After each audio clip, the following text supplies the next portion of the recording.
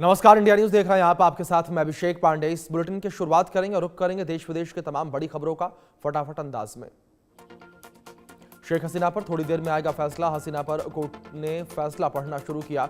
ढाका की ICT court में हसीना पर सुनवाई 4 हिस्सों में 600 पन्नों का फैसला सुनाया जाएगा।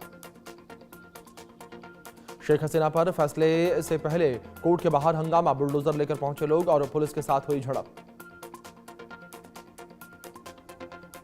सऊदी अरब के मदीना में दर्दनाक हादसा, भारत के 45 लोगों की मौत। उमराह करने गए हुए थे सभी हज यात्री। मृतकों में 20 महिलाएं और 11 बच्चे शामिल। मक्का से मदीना जा रही बस और डीजल टैंकर की टक्कर और बस में लगी भीषण आग। जानकारी के मुताबिक बस में सवार सभी तीर्थयात्री हैदराबाद के थे। सऊदी अरब में हुए हादसे पर AIMIM प्रमुख ओवैसी ने दुख जताया। पीड़ित परिवारों के प्रति संवेदना व्यक्त की, हर संभव मदद का आश्वासन दिया। हादसे पर असदुद्दीन ओवैसी ने कहा कि मैंने रियाद स्थित भारतीय दूतावास में डिप्टी चीफ ऑफ मिशन से बात की है और मैं केंद्र सरकार से अनुरोध करता हूं कि वे शवों को भारत वापस लाएं, घायलों को बेहतर इलाज मिले।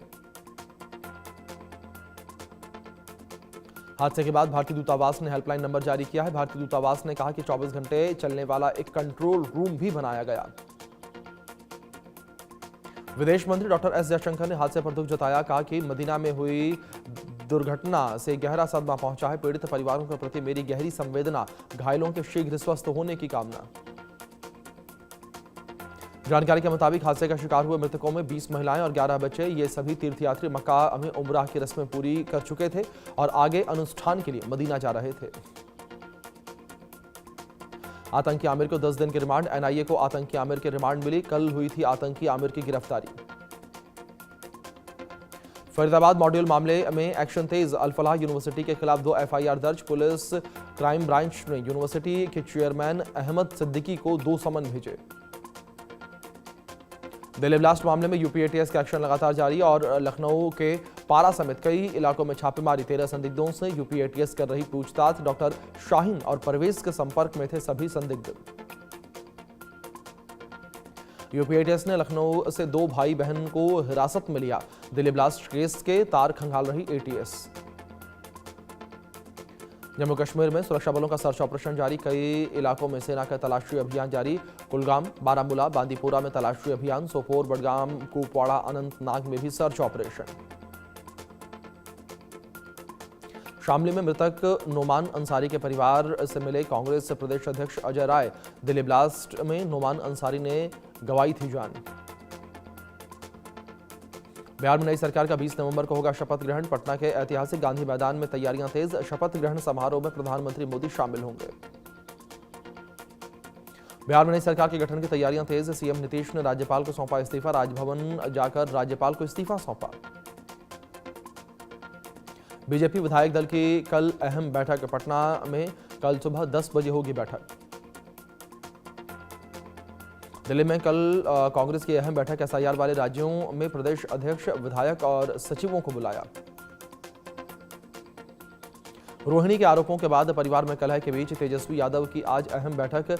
नवनिर्वाचित विधायकों के साथ करेंगे चुनाव नतीजों और पार्टी से जुड़े मुद्दों पर चर्चा। बहन रोहिणी के आरोपों के बाद तेजस्वी यादव का बरसे तेज प्रताप यादव। बोले कि तेजस्वी के घुसाए जयचंदों की वजह से टूटा परिवार। लालू परिवार में अंदरूनी कलह और बढ़ी और रोहिणी के बाद 3 और बहनें रागिनी, चंदा, राजलक्ष्मी बच्चों के साथ घर छोड़कर दिल्ली गई। जीतन राम मांझी ने दिल्ली में केंद्रीय मंत्री और बीजेपी बिहार चुनाव प्रभारी धर्मेंद्र प्रधान से मुलाकात की। इस दौरान बिहार भाजपा प्रभारी विनोद तावड़े भी मौजूद रहे। राष्ट्रीय लोक मोर्चा प्रमुख उपेंद्र कुशवाहा ने दिल्ली में धर्मेंद्र प्रधान से मुलाकात की। बंपर जीत के लिए जनता का आभार जताया। नवनिर्वाचित विधायक मैथिली ठाकुर ने कहा है कि हमें लोगों की उम्मीदों पर खरा उतरना है और अपने सभी वादों को पूरा करना है।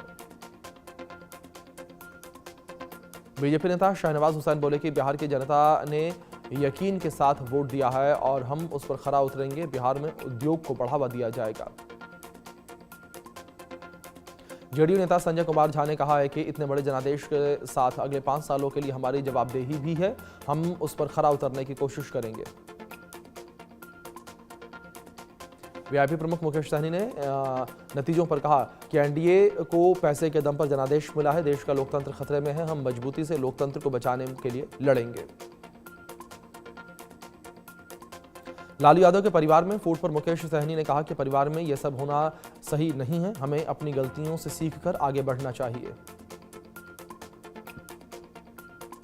हरियाणा के मंत्री अनिल विज ने बिहार में कांग्रेस की हार पर कहा कि बिहार में जो दुर्गति कांग्रेस की हुई है उससे उन्हें सबक लेना चाहिए। हम हरियाणा, दिल्ली, बिहार में जीते हैं और अब बंगाल की तैयारी। मुख्यमंत्री योगी ने लखनऊ में लगाया जनता दर्शन, लोगों की समस्याएं सुनी और अधिकारियों को समय पर समाधान के निर्देश दिए। दिल्ली एनसीआर में वायु प्रदूषण संबंधित जनहित याचिका पर आज सुप्रीम कोर्ट में सुनवाई। दिल्ली एनसीआर की वायु गुणवत्ता लगातार गंभीर श्रेणी में पहुंच रही। दिल्ली में प्रदूषण का स्तर बेहद खराब, आनंद विहार के आसपास धुंध छाई, AQI 383 दर्ज किया। बागेश्वर धाम सरकार की 150 किलोमीटर की दिल्ली वृंदावन पदयात्रा खत्म, श्री बांके बिहारी मंदिर में पूजा अर्चना की।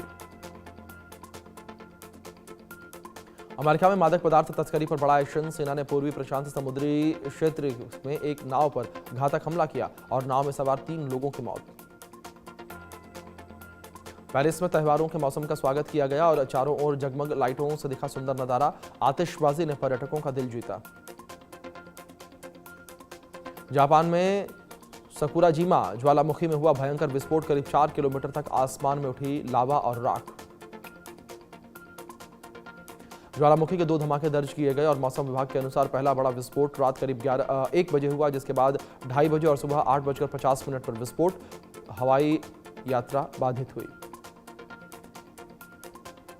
चिली में राष्ट्रपति पद चुनाव के लिए मतदान, पहले दौर में मतदान खत्म हुआ।